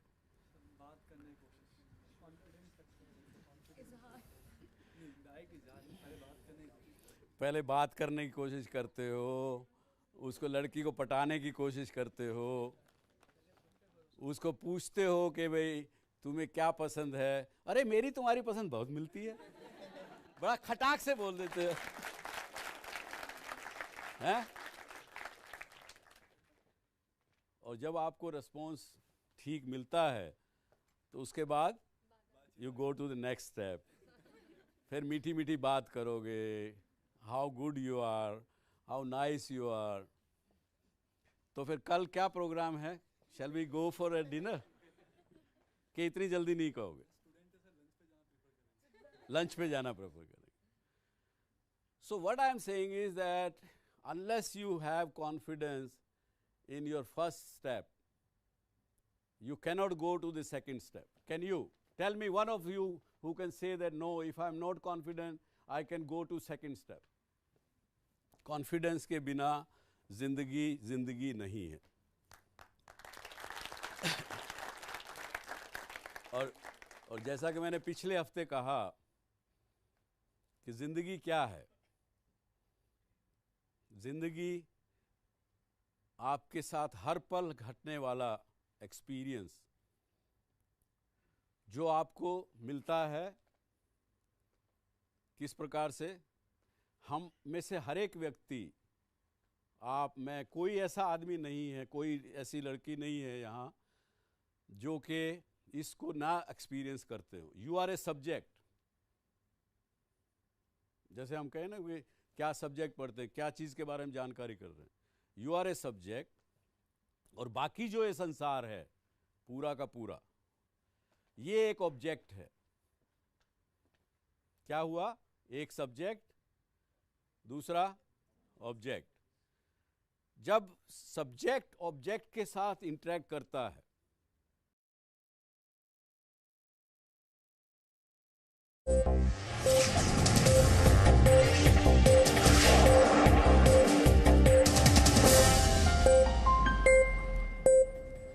जो मुद्दा हम पहले दिन से उठा रहे हैं वो ये है, और आप सब लोगों को भी बड़ी हैरानी इस बात को लेकर हो रही होगी कि जी न्यूज़ ने खबर तो जम्मू कश्मीर के जमीन जिहाद पर की थी, और ये खबर हमने जम्मू से की थी, रिपोर्टिंग जम्मू से हुई थी।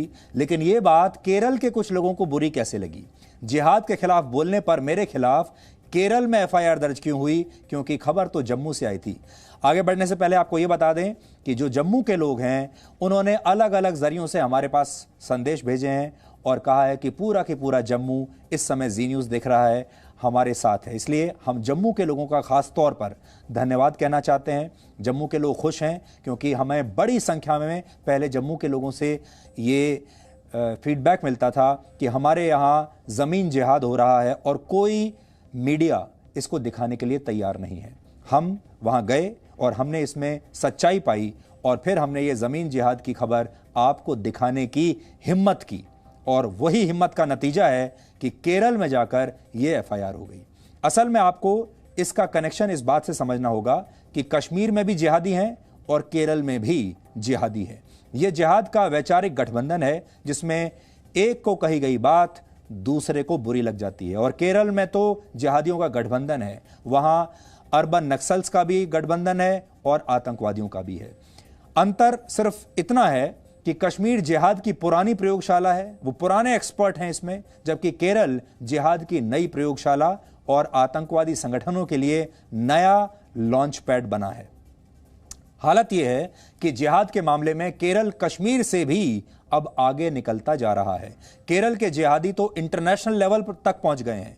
कश्मीर में तो सिर्फ पाकिस्तान से ही यहां आ रहे हैं, या यहां के आतंकवादी पाकिस्तान से ट्रेन होकर जाते हैं, लेकिन केरल के तो वाकई अंतर्राष्ट्रीय आतंकवादी हो गए हैं। केरल से गए आतंकवादियों का नाम सीरिया से लेकर अफगानिस्तान तक आता रहा है। केरल को ऐसी जिहादी सोच ने कैसे जकड़ लिया, यह समझना कोई मुश्किल काम नहीं है अगर आप चाहें तो। हमारे देश के मीडिया ने अभी तक आपको यह बताने की हिम्मत भी नहीं की होगी। हमारा यहां यह ध्यान रखना होगा, हमें आपको यह ध्यान रखना होगा कि केरल में हमेशा दो ही विचारधाराओं का सत्ता पर कब्जा रहा है। एक विचारधारा वामपंथियों की है और दूसरी विचारधारा कांग्रेस की है। जैसे उन दलों का समर्थन मिलता है जिन दलों को कट्टरपंथी इस्लामिक सोच वाले लोग चलाते हैं। ये गठबंधन है और यही दोनों विचारधाराएं पहले एक दूसरे का खून बहाते थे, लेकिन जब से केरल में राष्ट्रवादी विचारों का प्रचार प्रसार शुरू हुआ है तब से इन दोनों विचारधाराओं का एक ही दुश्मन बन गया है और दोनों ही विचारधाराएं और उनसे जुड़े लोग जिहादियों के तुष्टीकरण में जुट गए हैं। इसलिए जब भी जिहाद के बारे में कोई कुछ कहता है, ये लोग उसके दुश्मन बन जाते हैं। इन लोगों ने अपने कट्टर विचारों से केरल को एक ऐसा राज्य बना दिया है जहां किसी दूसरी सोच की कोई जगह ही नहीं बची। केरल की राजनीतिक हत्याएं इसी का नतीजा है। पिछले वर्ष गृह मंत्री अमित शाह ने यह बताया था कि केरल में पिछले कुछ वर्षों में बीजेपी और आरएसएस के 120 कार्यकर्ताओं की हत्या हो चुकी है। अभी केरल में लेफ्ट डेमोक्रेटिक फ्रंट की सरकार है। 2016 से सत्ता में आने के बाद एलडीएफ के राज में राजनीतिक हत्याओं का नया दौर शुरू हुआ।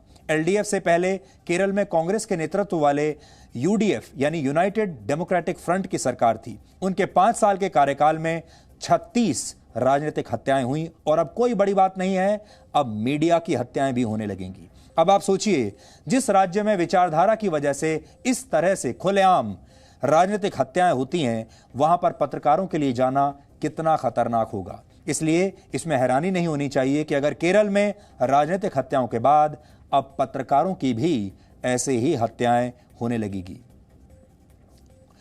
आज आपको कुछ सबूत हम देना चाहते हैं। बहुत सारे लोगों को बड़ा बुरा लगेगा, चुभेगा, लेकिन यह सच है। आपको पिछले वर्ष अप्रैल में श्रीलंका में हुआ आतंकवादी हमला याद होगा। सीरियल ब्लास्ट हुए थे। यह हाल के वर्षों में दुनिया का सबसे बड़ा आतंकवादी हमला था। इसमें करीब 250 लोग मारे गए थे और 500 से ज्यादा लोग घायल हुए थे। इस आतंकवादी हमले का केरल से भी एक कनेक्शन था। जिन 9 आत्मघाती हमलावरों ने 3 चर्च और 3 बड़े होटल्स में सीरियल ब्लास्ट किए थे, उनमें से कुछ आतंकवादी हमले से पहले ट्रेनिंग के लिए भारत में कश्मीर और केरल भी गए थे और यह बात श्रीलंका के सेना प्रमुख ने कही थी ऑन रिकॉर्ड। भारत में नेशनल इन्वेस्टिगेशन एजेंसी यानी एनआईए ने भी इसकी जांच की थी और एनआईए ने केरल के पल्लकड़ और कसारगोड से 4 लोगों को गिरफ्तार भी किया था, जो किसी ना किसी तरीके से उस जहरान हाशिम के संपर्क में थे जो श्रीलंका में हुए सीरियल ब्लास्ट का मास्टरमाइंड था। इसी तरह अभी 25 मार्च को अफगानिस्तान के काबुल में एक गुरुद्वारे पर आतंकवादी हमला हुआ था। इस हमले में भी एक ऐसे आतंकवादी का नाम आया जो केरल का रहने वाला था। 25 मार्च को काबुल के गुरुद्वारे पर 3 आतंकवादियों ने हमला किया था, जिसमें 25 सिख मारे गए थे। इन तीनों आतंकवादियों को अफगानिस्तान के सुरक्षा बलों ने मार गिराया था। ये आतंकवादी इस्लामिक स्टेट खुरासान प्रोविंस यानी आईएसकेपी नाम के आतंकी संगठन के आतंकवादी थे, जो आईएसआईएस का ही एक दूसरा ग्रुप है जिसने अफगानिस्तान को अपना अड्डा बना लिया है। लेकिन बड़ी बात यह है कि 3 आतंकवादियों में से एक आतंकवादी की पहचान केरल के रहने वाले मोहसिन के तौर पर हुई थी, जिसे आईएसकेपी में अबू खालिद अल हिंदी के नाम से जाना जाता था। 29 वर्ष का मोहसिन केरल के कसारगोड का रहने वाला था और इसके बारे में बताया गया कि यह 2 वर्ष पहले केरल से यूएई गया था। अब यह जांच की जा रही है कि यह यूएई से कैसे अफगानिस्तान पहुंचा और फिर आईएसआईएस में शामिल हो गया। लेकिन इसमें कोई हैरानी नहीं होनी चाहिए कि केरल का एक युवक आईएसआईएस का आतंकवादी बनकर अफगानिस्तान में हमले कर रहा था और यह नई बात नहीं है। आईएसआईएस जैसे आतंकवादी संगठनों को आतंकवादियों की भर्ती के लिए आसानी से केरल के जिहादी पहले भी मिलते रहे हैं। जिहादी विचारों के प्रचार प्रसार की वजह से आईएसआईएस में भर्ती के लिए केरल एक हॉट स्पॉट रहा है।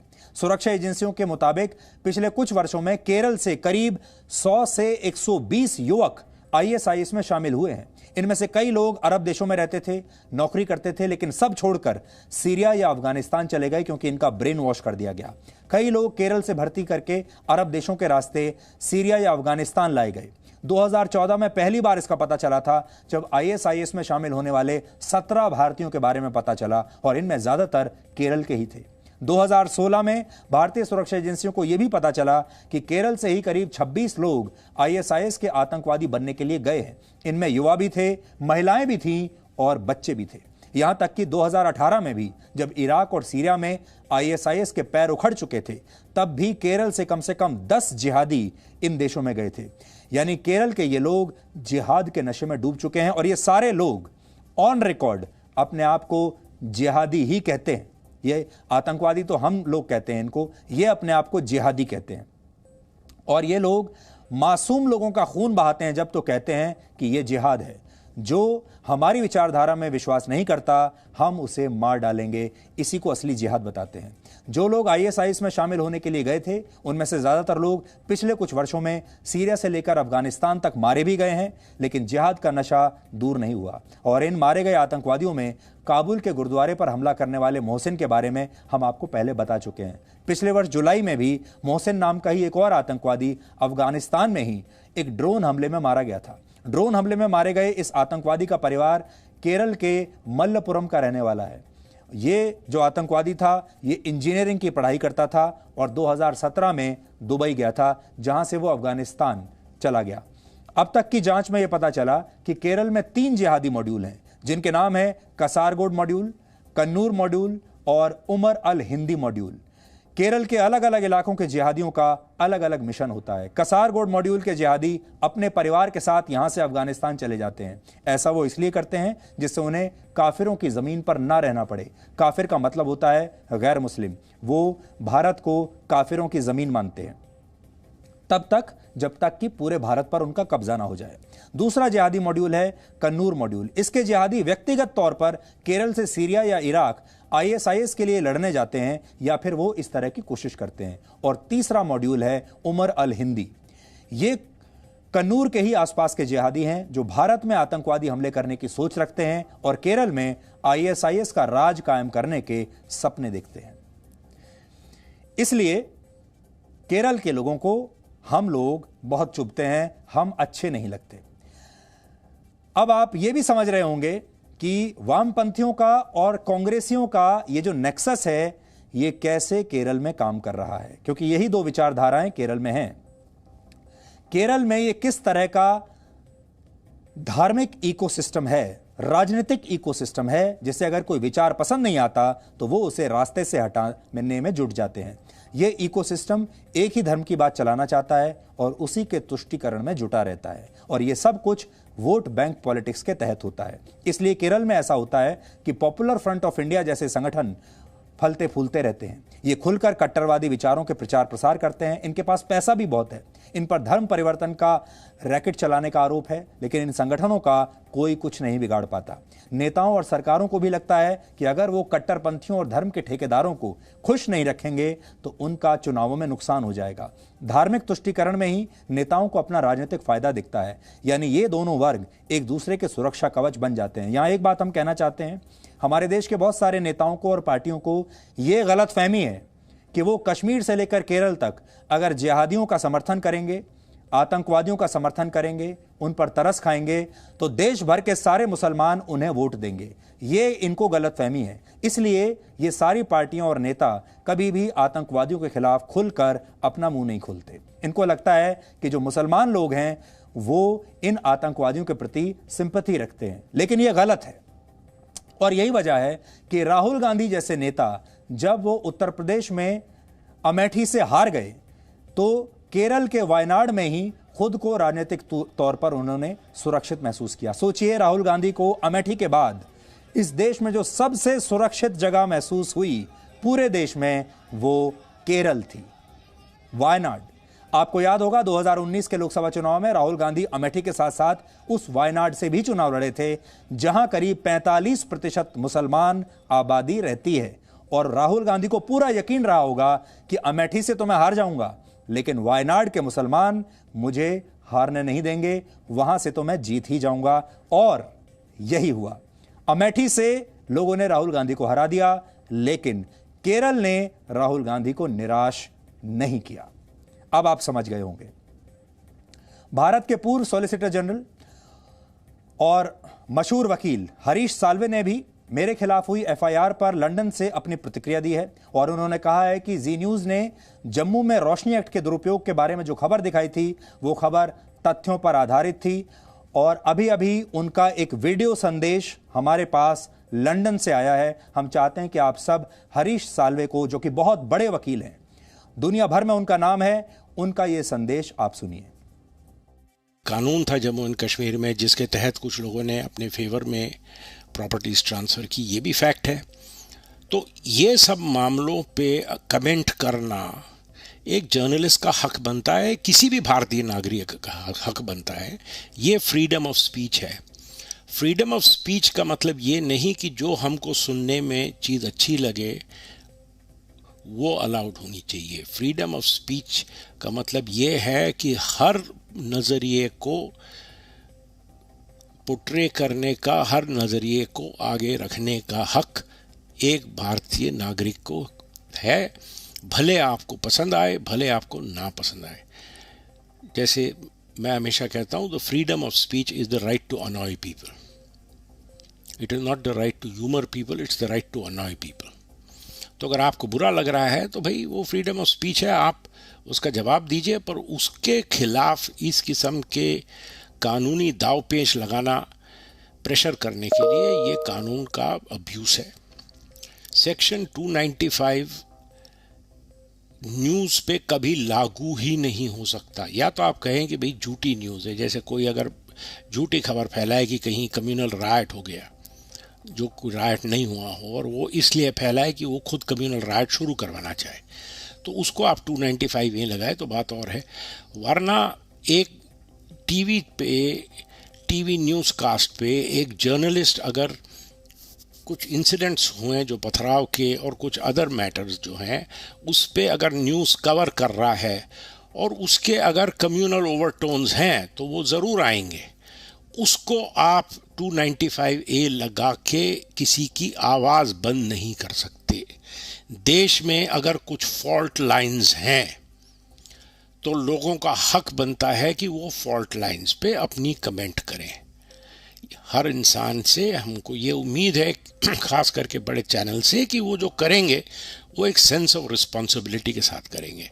पर इसका मतलब ये नहीं कि अगर किसी राज्य सरकार को लगे कि ये एक पर्टिकुलर प्रेजेंटेशन जो है वो उनके पसंद का नहीं है तो कोई ना कोई ढूंढ के आईपीसी में से कोई ना कोई धारा निकाल के केस शुरू कर दें। ये आईपीसी का अब्यूज़ है और ये फ्रीडम ऑफ स्पीच का अब्यूज़ है। कुछ दिनों पहले अभी इस किस्म का ही केस सुप्रीम कोर्ट ने स्टे किया अर्नब गोस्वामी के ख़िलाफ़। वो केस चल रहा है, उस पर मैं ज़्यादा कमेंट नहीं करना चाहूँगा क्योंकि वो केस अब मंडे को लगाया और मैं अर्नब गोस्वामी के लिए अपीयर होने वाला हूँ। पर ये एक जो नई ट्रेंड शुरू हो रही है कि जो जर्नलिस्ट ख़िलाफ़ हम किसी के ख़िलाफ़ कवर करें, किसी पॉलिटिकल आइडियोलॉजी को क्रिटिसाइज़ करें, तो उनको क्रिमिनल केसेस में उलझाओ। और ये एक और पॉइंट कि ये केरला में कैसे एफआईआर दर्ज हुआ, ये एक वैलिड पॉइंट है। इससे भी उसके बोनाफिडीज पे ज़रूर एक उंगली उठती है। तो ये जो मैंने न्यूज़ क्लिप देखी है उसके बेसिस पे अगर एफआईआर लॉन्च किया है तो मेरे अंडरस्टैंडिंग में ये तो क्लियर एक अब्यूज़ है, क्रिमिनल लॉ का अब्यूज़ है, और ये फंडामेंटल राइट, फ्री स्पीच का जो राइट है उसका भी एक अब्यूज़ बनता है। हरीश साल्वे भारत के नहीं दुनिया के बहुत बड़े वकील हैं और आपको याद होगा कुलभूषण जाधव के केस में भी इंटरनेशनल कोर्ट ऑफ जस्टिस में भारत का प्रतिनिधित्व हरीश साल्वे ने ही किया था और वो कुल जाधव के लिए इंसाफ लेकर आए थे। और लंदन से वो आप सब के लिए खास तौर पर उन्होंने ये मैसेज अपना भेजा है जिसमें उनकी कानूनी राय ये है कि कानून का दुरुपयोग हो रहा है इस मामले में। अब हम आपको जिहाद और इस्लाम का वो सही अर्थ दिखाना चाहते हैं जिससे हमारे देश के मुसलमानों को और आप सबको हमेशा दूर रखा गया है। दुनिया का कोई भी धर्म हिंसा को बढ़ावा नहीं देता, इस्लाम भी नहीं देता। इसलिए किसी भी मजहब के बारे में किसी नतीजे पर पहुंचने से पहले हमें उसके सिद्धांतों के बारे में जरूर पता होना चाहिए। इस्लाम ने हर मुसलमान के लिए कुछ खास कर्तव्य बनाए हैं। इन्हें इस्लाम के 5 स्तंभ कहते हैं।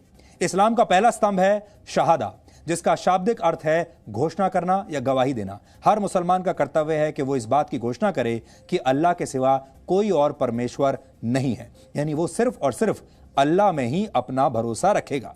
दूसरा स्तंभ है सलात, फारसी में इसी को नमाज भी कहते हैं। इस्लाम कहता है कि हर मुसलमान के लिए दिन में 5 बार नमाज पढ़ना जरूरी है। इस्लाम का तीसरा स्तंभ है ज़कात।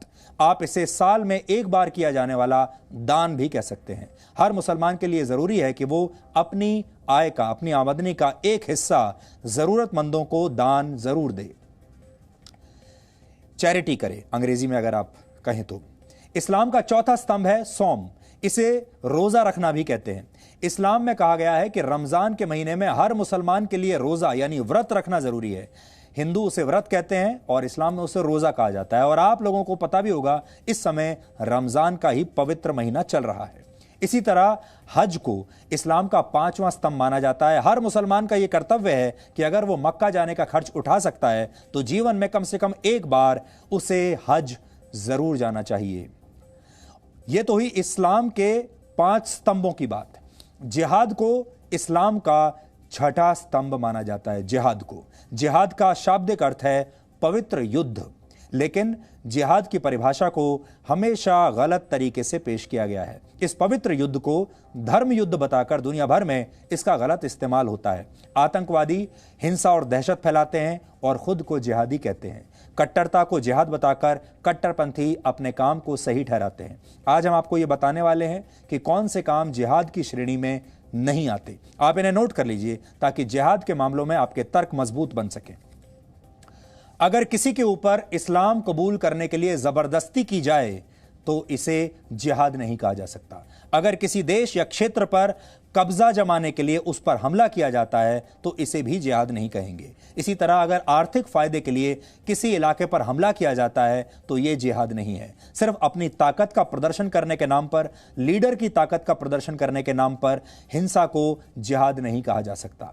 अगर निर्दोष लोगों, बच्चों, महिलाओं की हत्या की जाती है या उनका बलात्कार किया जाता है, इसे भी जिहाद बिल्कुल नहीं कह सकते। और अगर किसी पर हमला करके उसकी संपत्ति का नुकसान किया जाता है, इसे भी जिहाद नहीं कहेंगे। इसी तरह अगर किसी को हराने के लिए जैविक युद्ध का सहारा लिया जाता है तो इसे भी जिहाद नहीं कहा जाना चाहिए।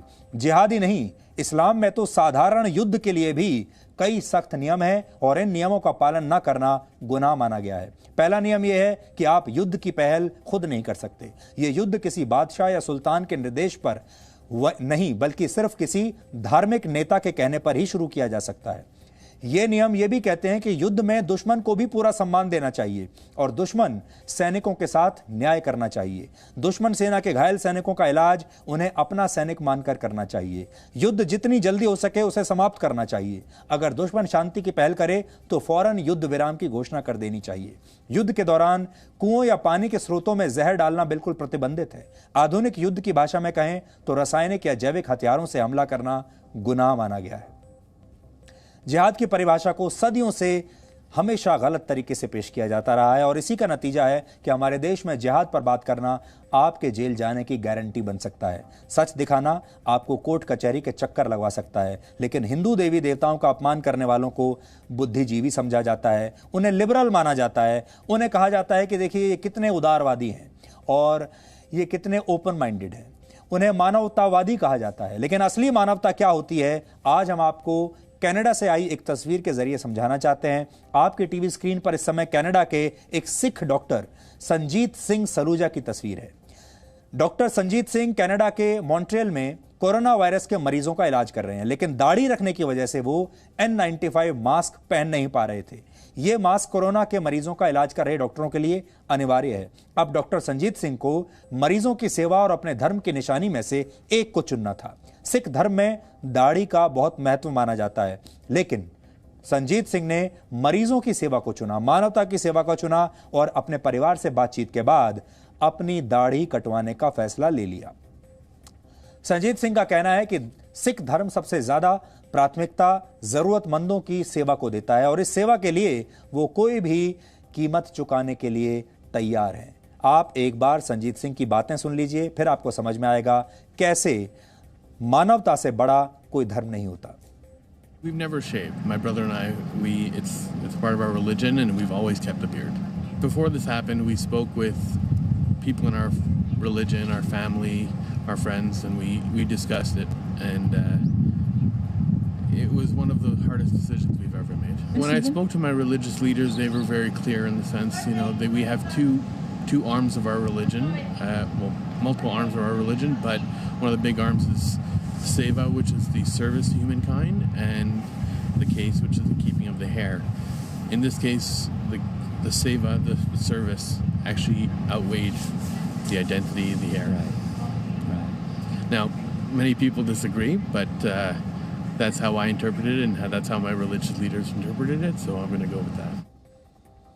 तो अगर आप मानवता की सेवा करना चाहते हैं कि तो कोई धर्म आपको रोकेगा नहीं। अब ये आपके ऊपर है कि आप मानवता की सेवा करना चाहते हैं उस धर्म की आड़ में, या आप मानवता को नष्ट करना चाहते हैं उसी धर्म की आड़ में।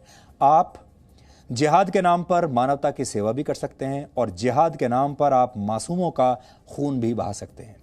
हम सब डॉक्टर संजीत सिंह को सैल्यूट करना चाहते हैं, क्योंकि संजीत सिंह चाहते तो मानवता के बीच धर्म को बड़े आराम से ला सकते थे और कह सकते थे कि मेरा धर्म इसकी इजाजत नहीं देता, लेकिन उन्होंने ऐसा बिल्कुल नहीं किया, बल्कि ये मुश्किल फैसला लेकर उल्टा अपने धर्म का मान बढ़ाया है। क्योंकि जो धर्म आपको मानवता नहीं सिखा सकता, वो धर्म आपको कुछ भी नहीं सिखाएगा। इसके विपरीत हमारे ही देश में सेक्युलर और बुद्धिजीवी होने का दावा करने वाले कुछ लोग ऐसे हैं जो हिंदू धर्म का मजाक उड़ाना फैशनेबल समझते हैं और उसकी तुलना नशे से करते हैं। लेकिन ऐसे लोगों के खिलाफ कोई गैंग सक्रिय नहीं होता, विरोध की आवाजें नहीं उठती, उनकी गिरफ्तारी पर अक्सर रोक लग जाती है। लेकिन अगर आपने जिहाद का जिक्र भी कर दिया, जिहाद का ज भी बोल दिया, तो आप देश के मोस्ट वांटेड बन जाएंगे और आपको जेल भेजने के लिए कुछ राज्य सरकारें, कुछ पॉलिटिकल पार्टियां और कुछ संगठन अपनी पूरी ताकत लगा देंगे। कुल मिलाकर धर्म का सबसे ज्यादा अपमान और गलत इस्तेमाल धर्म निरपेक्षता गैंग के लोग करते हैं, टुकड़े टुकड़े गैंग के लोग करते हैं। लेकिन फिर भी इनके खिलाफ उतनी आवाज नहीं उठ रही है जितनी की उठनी चाहिए। समय की कमी की वजह से आज हम आपको आज का इतिहास नहीं दिखा रहे हैं, क्योंकि आप वैसे तो आज खुद भी इतिहास का हिस्सा बन रहे हैं और डीएनए का ये एपिसोड भी इतिहास का एक हिस्सा आगे चलकर बन जाएगा। लेकिन जाते जाते एक बात हमेशा आप ध्यान रखिएगा, सत्यमेव जयते हमारे देश का राष्ट्रीय आदर्श वाक्य है। ये मूल रूप से मुंडक उपनिषद से लिया गया मंत्र है। सत्यमेव जयते का अर्थ होता है कि जीत हमेशा सत्य की होती है, इसलिए हमेशा सत्य के रास्ते पर चलते रहिए। हालांकि सत्य के रास्ते पर चलना अक्सर मुश्किल होता है, परेशानियां इसमें ज़्यादा आती हैं, इसलिए बहुत सारे लोग इसे बहुत जल्दी छोड़ देते हैं। लेकिन अगर आपका समर्थन रहा, आपका प्यार मिलता रहा, तो हम इसी रास्ते पर आखिर तक चलेंगे। नमस्कार।